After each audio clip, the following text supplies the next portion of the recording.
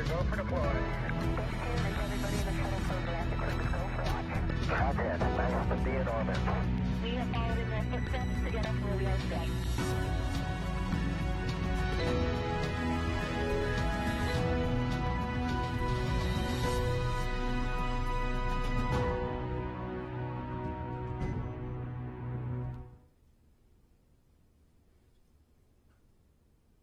Hello, I'm Bettina Klein with NASA's Office of Communications, and thank you for joining us today as we have one day to launch of the historic NASA SpaceX Demo 2 mission.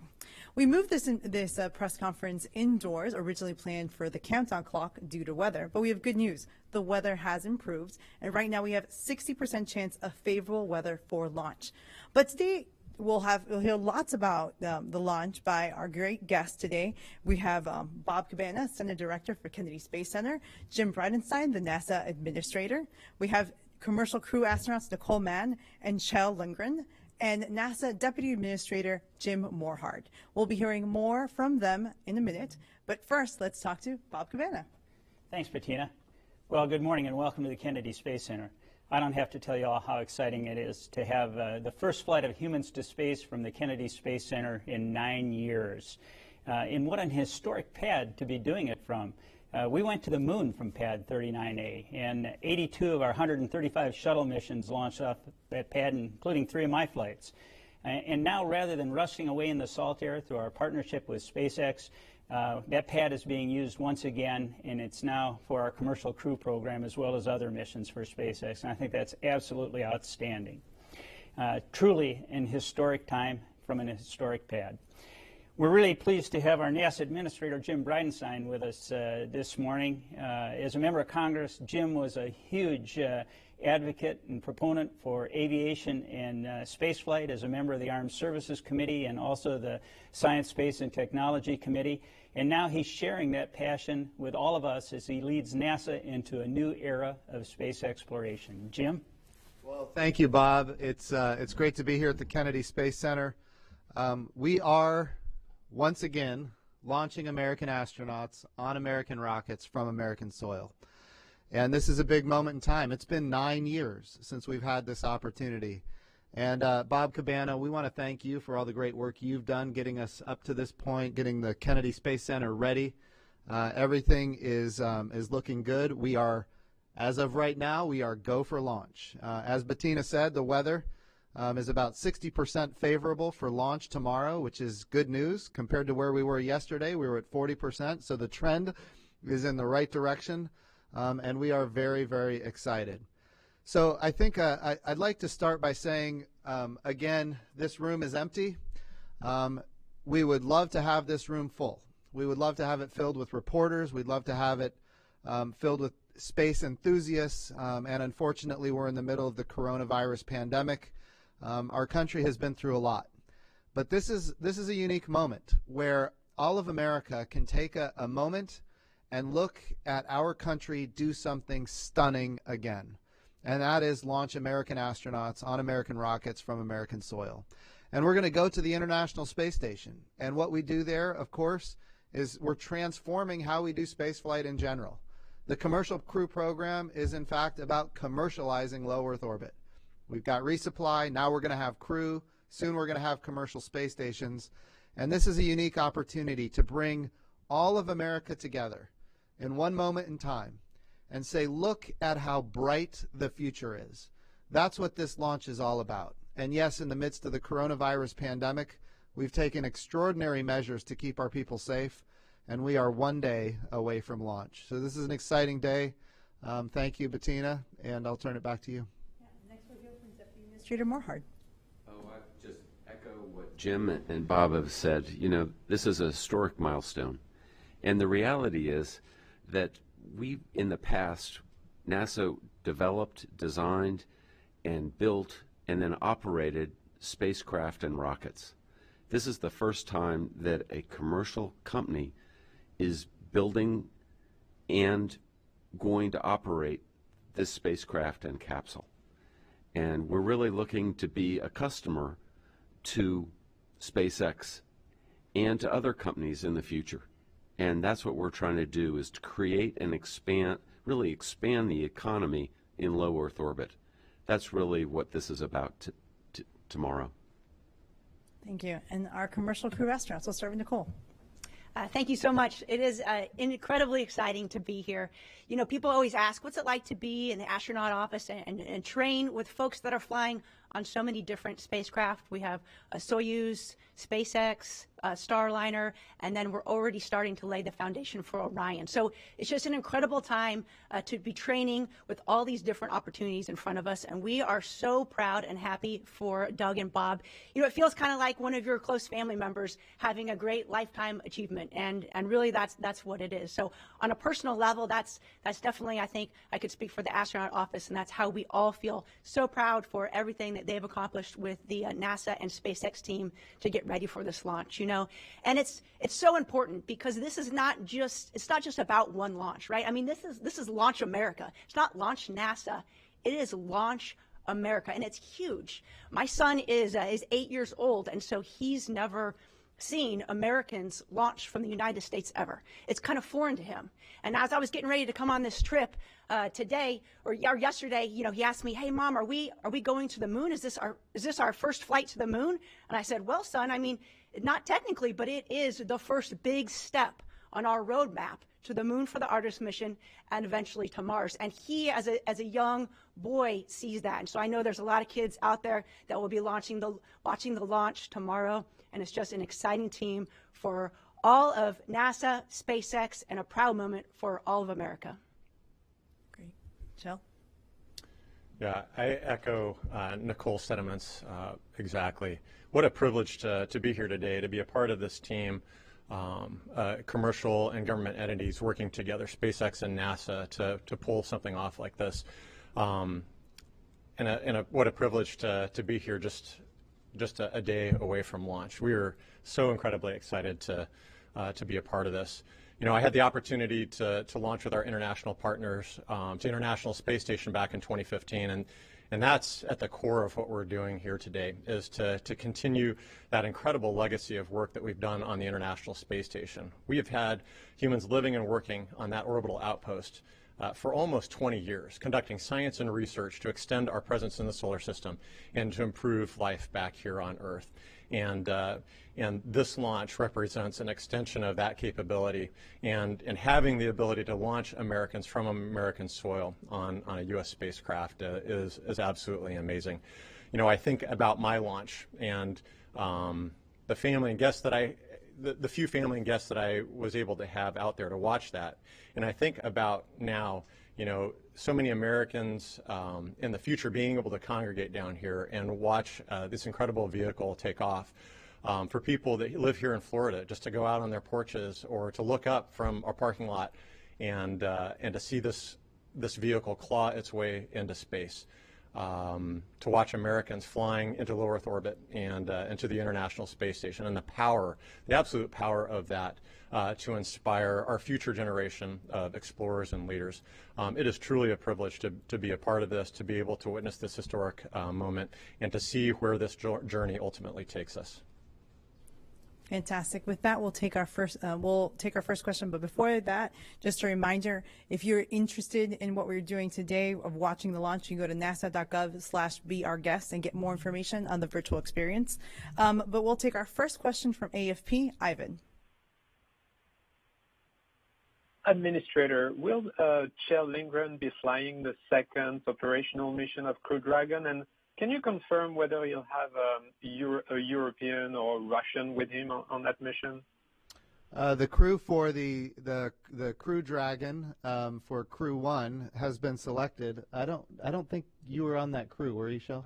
I'm not on Crew 1. I've had the opportunity to back up both the Bob and Doug and Crew 1, and I think the following crew, those assignments are still being processed. Right. What was the second part of that question? Yeah, when will Europeans or Canadian or Russians fly on Crew Dragon for the first time, do you expect? That's undetermined at this point. I can tell you, Crew 1, we will have Japan with us, our first international partner on launching on a Falcon rocket with a Crew Dragon. So we're excited about that. But as far as other international partners in the future, that has not yet been determined. Thank you. Our next question is from Gina Sinceri of ABC News. Yes, thank you. Can you talk to me a little bit about the go, no-go process tomorrow? Who will be making those calls, and who will we hear making those calls? So we have a mission management team that is working all the checks as we go through the process, and all along the way, people can say no-go if they need to, but there will be a final countdown to the launch where about 45 seconds out they'll make a determination, go or no go, and then we will go. Bob, did you want to add to that? Yeah, I would just say that it is a SpaceX launch. SpaceX is in the Firing Room 4 in the Launch Control Center through a partnership we have with them, and it will be a SpaceX launch director that gives the final go after everybody is polled, and the NASA management team is going to be involved in watching closely. Thank you. Our next question comes from Marina Karin of The Atlantic. Hi, everyone. Thanks for your time and best of luck tomorrow.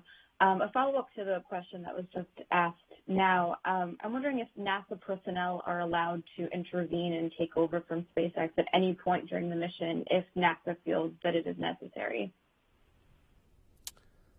The answer to that question is yes.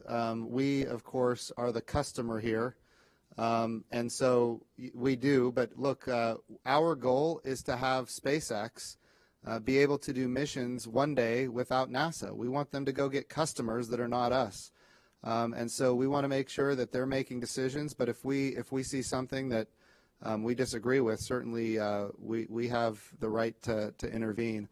I don't see that being necessary, but at this point, but yes, we can intervene if necessary. Thank you. Our next question comes from Paul Brickman from UPI. Yes, hello. I would like one of you to comment on the sort of built-in uncertainty of this mission in terms of the length of the mission, anywhere from 6 to 16 weeks, I believe. I know any manned spaceflight or crewed spaceflight has uncertainty, but I'm wondering how much of the readiness reviews went over the astronauts' training and the uncertainty of that time period. Yeah, so there's a lot of things that go into this. Number one, we got to get our astronauts to the International Space Station. Once they're there, there's a lot of different elements that come into play as to when they come home. Remember, this is a test flight. The highest priority is to test the vehicle and get it home safely, and then be prepared to launch Crew 1. So some of the things that go into the mix as to when they're going to come home include the solar arrays, for example. There is a limitation on the solar arrays of about 114 days, period. We can't go beyond that. Of course, some engineers might argue that we can, as we're on the space station, we will understand how the solar arrays are performing. But right now, we're looking at a limitation of 114 days for the solar arrays. Then we have to consider weather. When we come back to Earth, we have to make sure that the winds and the sea states and the precipitation and lightning, all of those things create a metric, if you will, as to how safe it is to come home. And so we need to make sure that we have the right weather. And if we have a good window to come home, remember, this is a test flight. And as such, if we have a good window to come home and they're not necessary on the International Space Station, we will be taking it. And then, when we think about the other big parameter is, when is Crew 1 going to be ready? Right now we're targeting August 30th for a launch of Crew 1. That's what we're working toward. What that means is that we can keep our astronauts on board the International Space Station doing the maintenance of the ISS, as well as doing experiments on the ISS for a period of time, knowing that they can be there probably until early August. We need to get the spacecraft home. Then we need to evaluate the spacecraft, collect all the data, make sure that it performed the way we wanted it to perform, and then get ready to launch Crew 1. So the big parameters, of course, are the weather, the solar arrays, when Crew 1 is going to be ready. So there is a lot of flexibility built into the back end of this mission, but that's intentional. I want to reiterate, it is a test flight. The goal is to get them to the International Space Station, test the systems, and get them home. If they can do more work than that while they're on the ISS, certainly that's okay, but this is a test flight. Thank you. Our next question comes from Keith Cowing. Yeah, hi. I have a question as a member of the Apollo generation, and I know Jim Morhart will remember that when we were kids, we wanted to know everything that astronauts did, and NASA went out of their way to tell us everything, including what they ate. Yesterday, Marina asked a pretty straightforward, honest question. What are they going to have for breakfast? And the answer was, I don't know, but we'll get back to you. And then Joey Roulette did some checking and found out that the astronaut breakfast menus are not subject to disclosure. Is that really the answer? I mean, how do you explain to a sixth grader in the Artemis generation that we can't tell you what the astronaut's eating? I mean, shouldn't there be a little more transparency in some of this? Can I take that one, Bettina? Well, I don't think, as far as transparency goes, I can tell you what it's like in the past. And astronauts get anything they want for breakfast. You got your choice, whether it's breakfast, lunch, or dinner. It's made to order. And I can go from my personal experience on my first flight. I'd heard that some folks get space sick, and I certainly didn't want to get sick. I don't get air sick. And so I had like a toasted English muffin and a cup of coffee because I'm addicted to caffeine. I was going easy. But one of my crewmates had steak and eggs and hash browns, and he's pouring the hot sauce on, and he didn't get sick. But no, it's they may not have even decided what they want for breakfast yet tomorrow. So it's kind of hard to release what you don't know. But I'm sure they'll make a decision, and they'll get anything they want. Thank you. Maybe some of the current astronauts would like to answer. I know, Shell, you've done a mission. What did you eat? I did. So we got anything we wanted as long as it's what was being served that morning. I was kind of like you, Director Cabana, that I wanted to take a little easy. I didn't know exactly how I was going to react to being on orbit. And so I went easy on the solids. I also got my fair share of coffee. We ate really well while we were in quarantine, but we didn't have the choice of what we were going to eat. And I honestly, I was so excited that day I can't remember what it is that we ate, but it was plenty, and it was great for what we needed to do that day.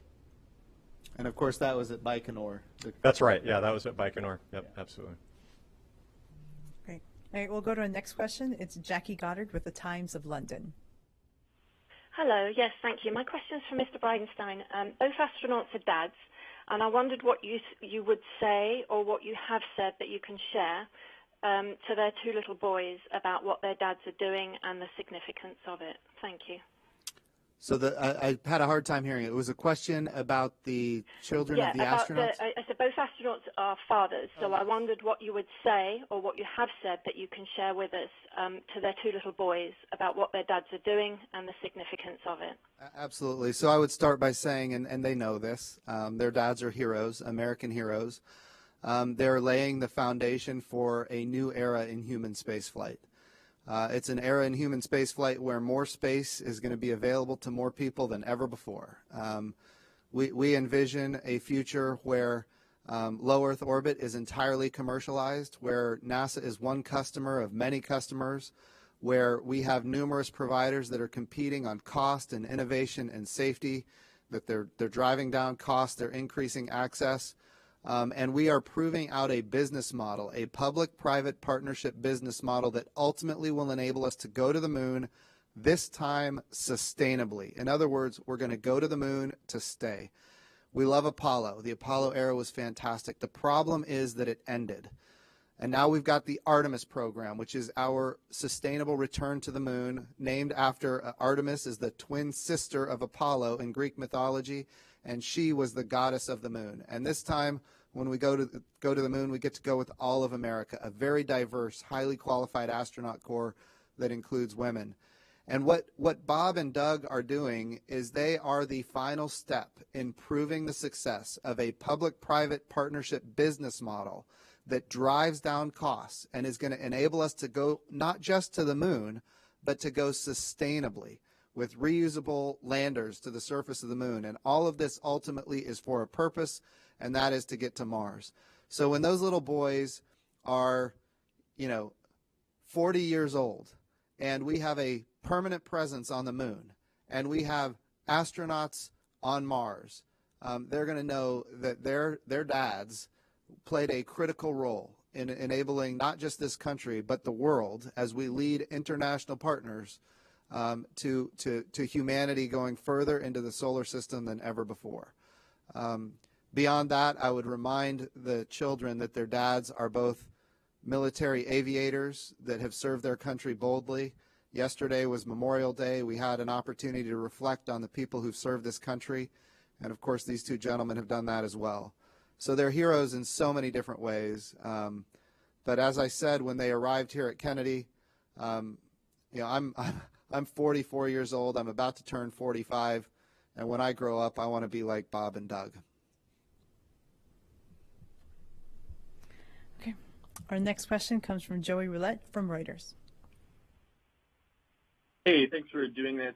Question for Jim Bridenstine. It's definitely been a long run to get to this point, and I'm wondering how, I guess, has this, commercial crew development and the road it took to get Crew Dragon to this point shaped your view of the commercial space marketplace? And Jim Morehart, feel free to answer too, because since you mentioned something at the beginning of the call. Thanks. So this is an important milestone. We have been very successful with commercial resupply of the International Space Station. Now we've got commercial crew tomorrow, knock on wood. That will be a successful mission. And then we need to build commercial space stations in low Earth orbit.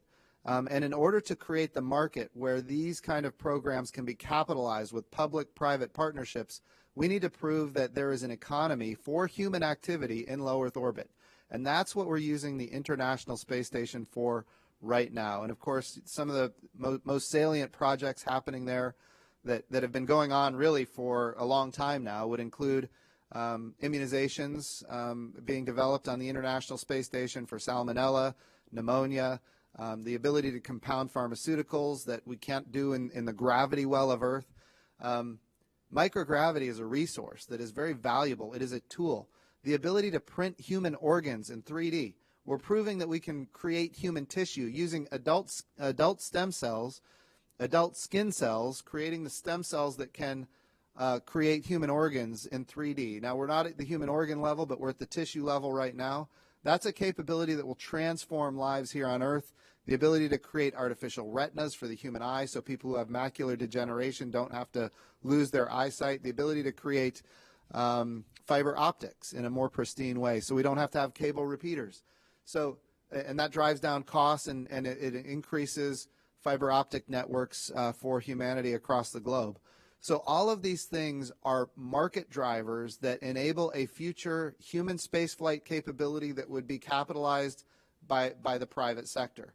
NASA will be a customer. We will always, always, always be a customer. We've got a lot of science and exploration that we need to do.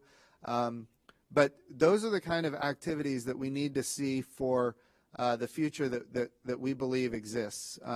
Right now, space is about a $400 billion market, and we believe that with human spaceflight, that, of course, that's communications, remote sensing, those kind of capabilities. But with human spaceflight, it opens up kind of a much broader marketplace, and we think it's rapidly getting to be, not just a $400 billion, but a $1 trillion market. So I'm a big believer in the commercialization of space. We need it to be successful. It's how we're going to get to the moon and onto Mars. If we keep developing using American taxpayer dollars to develop capabilities in low Earth orbit, we'll never get to the moon and onto Mars. That's what this program is all about. It's about commercialization where we are ready to commercialize and then using NASA money to do the things that commercial industry is not yet ready for with a purpose, and that is to eventually commercialize those capabilities as well. Jim, if I could add to that, why are we here? We're here to expand the human condition for all mankind. And that's exactly what Jim's talking about. Right now, we've got one astronaut on the space station. And when we get the full complement back of astronauts, We're going to increase our research up there by 300%, and that's about helping others. That's why we exist, and that's what we're going to do. On the other side of it, commercial launch. You know, years ago we had, after shuttle, there was no market share. That's right. We now have 70% of the market share, and that's going to expand starting tomorrow. So that's what this is about. That's right. Have anything to add? We'll just go to our next question. I think you covered it. Okay, I'll go to our next question, and that way we can get as many as possible. Marcia Smith from Space Policy Online. Thanks so much. This is for Jim Bridenstine. Could you expand a little bit more on the discussions with the Russians about flying on the commercial cruise ships? Dmitry Rogozin had a bunch of comments yesterday, and he talked about being enthusiastic about having an alternative to Soyuz, but then he said he was confused about NASA's plans for Gateway. Could you just fill us in on where the negotiations stand about us flying on Soyuz and Russians flying on commercial crew? And is that at all tied in with the discussions on Gateway, or are they on parallel paths? Or are you trying to get a whole big package of future U.S.-Russian space cooperation? Could you just expand on that a bit? Yeah, absolutely. So when we think about the commercial crew program, remember, the goal here is to have the International Space Station. Half of it is Russian, the other half is American. And, of course, on the American segment, we've got a lot of international partners. And when we think about the International Space Station, if we are going to maintain a complement of both Russian and American astronauts on board, then we need to be willing to launch Russian cosmonauts on commercial crew, and they need to be willing to launch American astronauts on the Soyuz. And my last conversations with Dmitry Rogozin, I think we were both in strong agreement that that was necessary for both nations as we move forward. And so that's kind of the low Earth orbit, International Space Station, commercial crew, and the Soyuz program. I think we're in agreement in how we need to go forward there. Now, it is true that when we talk about the Gateway, that's a separate kind of level of discussion for what the future looks like. And yes, we have made proposals to Russia as far as we've asked them, how would they like to participate in the Gateway. We've offered suggestions, and right now we're in a holding pattern, waiting to hear back. But the partnership has been strong. This partnership goes back to 1975, the year of my birth. With the Apollo Soyuz program, and then of course the Shuttle Mir program, and now of course the International Space Station program.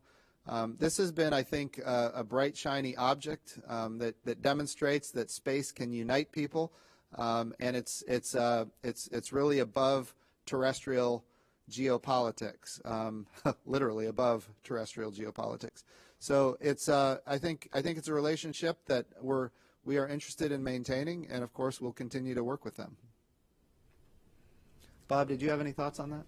No, I think, it's something that we need to work on as we continue down the road. We do have a strong partnership, and it's necessary to have multiple vehicles to get us to the International Space Station. We need that dissimilar redundancy, not just between Boeing and SpaceX, but with our Russian partners as well. We proved it during the shuttle era, and I'm sure in the future we'll prove it again. Our next question comes from Robert Perlman from Collect Space.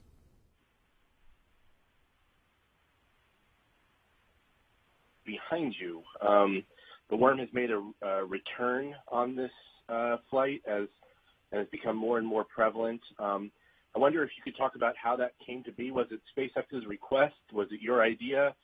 And what will be the role of the logo type going forward beyond this mission?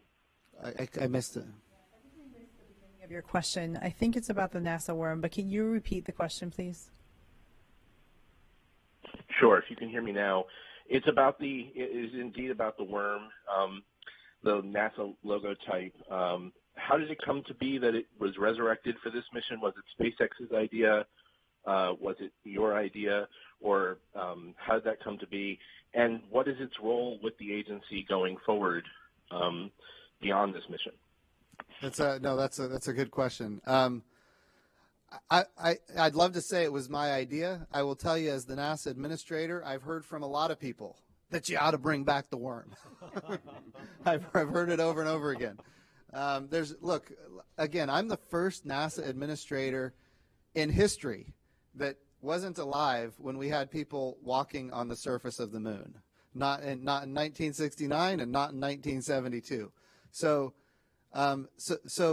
my generation grew up with the worm. When I say the worm, for the people out there that might not be familiar, it's the NASA logo that's red, and it's written out. And then the logo that's blue, we call that the meatball. But look, I grew up with the worm as the logo of NASA. It's kind of personal to me just because that's how I grew up. I will tell you that the meatball, the blue logo, the circle blue logo, that's a logo that's very near and dear to a lot of other people, the people of the Apollo generation, for example. The NASA style guide is very clear. The worm no longer exists, but I write the style guide. So I made a determination that for this particular mission, on this particular day, we were going to bring back the worm. And we did. This launch, and the reason I thought it was important to do it on this launch, because it got so much attention. And I wanted all of America to know that this is a $3.5 billion investment by the American taxpayer. And this is an American launch. And yes, it's commercial crew. But this is NASA. It's a little bit nostalgic for me. You know, I grew up, I'm a Navy pilot by trade.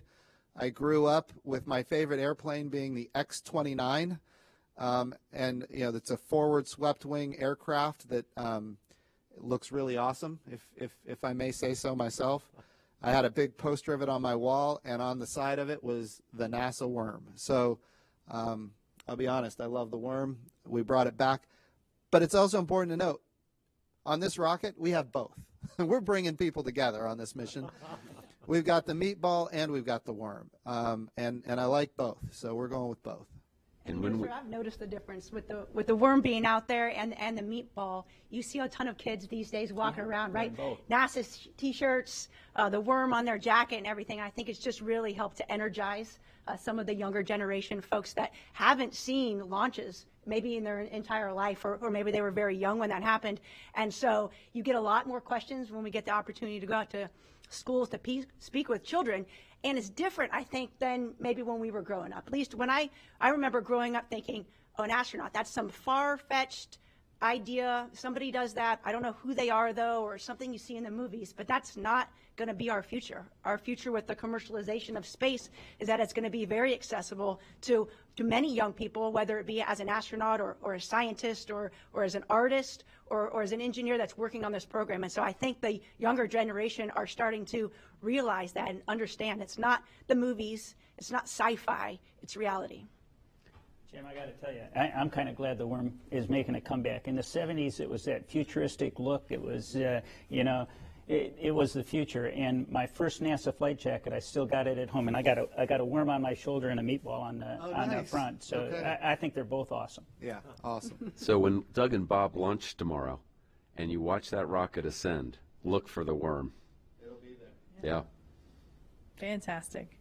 Going to our next question as we try to get in as many people possible. We're trying to wrap it up. Lauren Grush. Hi, thanks for taking my call. So about the toilet, no, I'm kidding. I was actually curious if you guys could walk us through what the scrub scenario looks like after the astronauts get on board.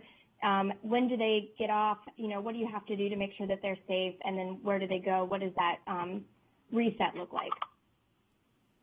And I'm having a hard time hearing that. What was that? Scrub, Lauren? I'm just trying to make sure we understand your question. Yeah, so if you scrub and the astronauts are already on board, what does that procedure look like? How do they come off? What do you have to do to make sure that they're safe? Of course, it really depends on at what point the scrub occurs, but they'll have the crew access arm will come back to the vehicle, and essentially we're going to make sure that that the vehicle is safe to approach. we'll have the folks from SpaceX will come in, unbuckle Bob and Doug, and then just escort them out down to the ground, and they'll prepare to give the next launch opportunity a shot. But it's all, of course, done in a manner that makes sure that everybody that's involved is safe.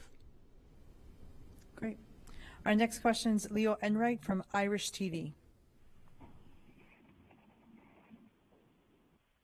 A very unlikely scenario of a transatlantic abort. As I understand it, there are not one but two abort modes, which would involve splashing down in the Atlantic Ocean off the coast of Ireland. And so I'm wondering, what is the plan there? There don't appear to be assets stationed, say, at Shannon. How are the crew going to be retrieved in this very unlikely scenario? Or will you be waiting for a boat from Fenit in Kerry to come and collect them? Shell, I'll let you. You bet, absolutely. So there are a number of abort modes. We can, as the vehicle crosses across the Atlantic, we have various sites that we're kind of aiming for, and we'll either abort forward to some of those sites, Ireland is an example, or do a retro abort to come back to these areas. And we have assets, of course, stationed off of the coast, prepared to assist the astronauts. But as we get into these longer transatlantic abort modes, we'll be partnering with our military assets to deploy divers and folks to get into the water to help the astronauts, and then bring helicopters or boats alongside, whatever assets are available in that particular area. But it's our partnership with the military that really helps us, the Air Force specifically, that helps us deal with any of those more downrange aborts. Thank you. Next question, Marcia Dunn. Yes, hi. I'm wondering how many astronauts will be on site for launch tomorrow. I can imagine the entire astronaut corps emptying out of Houston.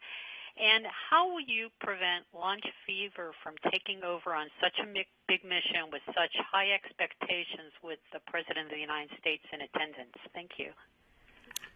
As far as the number of astronauts that are here, we've taken a lot of precaution to limit the number of people coming in general. I don't know what the total number of astronauts that will be here is. Do you guys know offhand? It's, I think, under 10. Under 10? Definitely under 10. It's a small number, yes. So we won't have a large contingent of astronauts here. What was the second part of the question? Launch fever. Oh, launch fever. Absolutely. Look, this is a serious issue, and as a naval aviator, there's what we call get-home-itis. We have to make sure that we give permission for people to say no, and I've been doing that all along. In fact, we've been so diligent about making sure people have the authority to say no. We went ahead and purchased a seat on a Soyuz rocket for October, and we did that intentionally because we want people to feel free to say no and not feel any pressure to go on this launch. I texted Bob and Doug yesterday, and I said to them very clearly, if you want me to stop this thing for any reason, say so. I will stop it in a heartbeat if you want me to. They both came back and they said, we're go for launch. So they're ready to go. But look, part of my job as the NASA administrator is to make sure people understand that their safety is our highest priority and give everybody in the loop permission to say no before we launch. Did Bob or the astronauts, you guys? Marcia, just to your point, we do have a small number of astronauts out here, obviously, just for the COVID concerns. But we're also able to virtually kind of deploy folks in different areas. So I know there's a lot of the astronaut corps is prepared to support media outlets, social media, things that are online, whether it be live or just virtual. And so I think there's hopefully that there'll be a lot of opportunity for us to reach out to maybe a larger audience than we normally would. Of course, we're not going to have the crowds here at KSC, but it is important that folks know that they can still experience the launch live with all of us just through the communications assets that we have available. And I'll just throw out, I know the launch team, I know the commercial crew program, I know the folks that are on console, and this is a test flight. and they are going to make sure that it's right before they launch. And they're not concerned about who's here to see it. They're concerned about doing their job and doing it correctly, and they've practiced this, and they'll do the right thing. Thank you. Our last question will come from Ken Chang from the New York Times. Hi, thank you very much for taking my question. This is for Mr. Bridenstine. A few days ago, you tweeted noting President Trump's leadership for getting to this moment.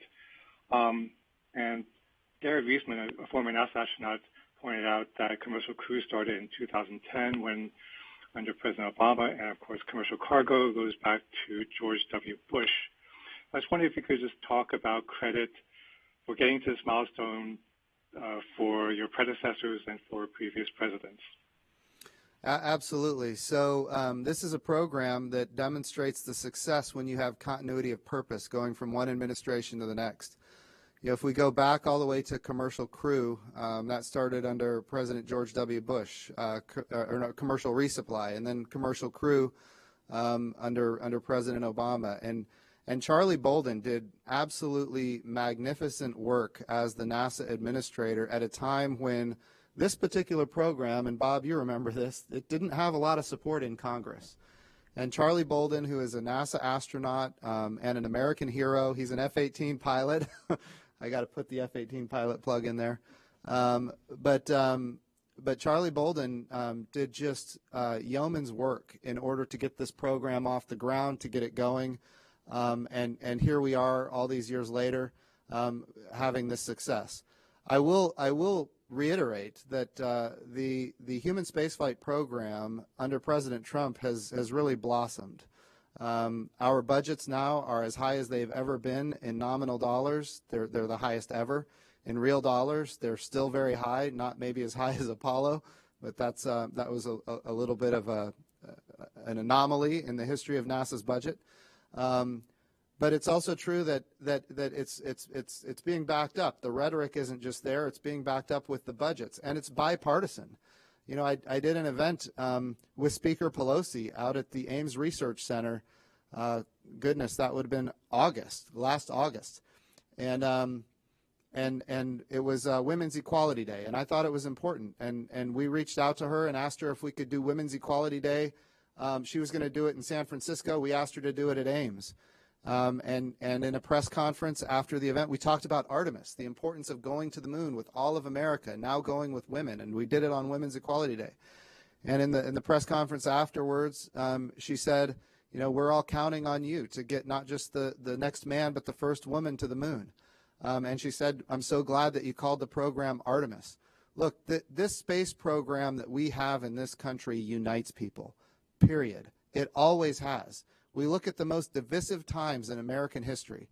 We think about the Vietnam War, the 1960s, not just the war, but the protests. We think about the civil rights abuses and the civil rights protests, the very divisive, challenging times. And here we are all these years later in the midst of the coronavirus pandemic, and we have this moment in time where we can unite people again. And that's really what this launch is going to do. It's not just going to unite, you know, Republicans and Democrats. It's going to unite the world. The whole world is going to be watching this particular launch, and all of our international partners are very interested. In fact, they participated in the flight readiness review because their astronauts are one day going to fly on this rocket, and they're already you know, big operators of the International Space Station where this Crew Dragon will dock. So this mission is I think a very uniting mission. Space exploration in general unites Republicans and Democrats. It unites people across geopolitical boundaries, and that's really what's unique about NASA and what's unique about space.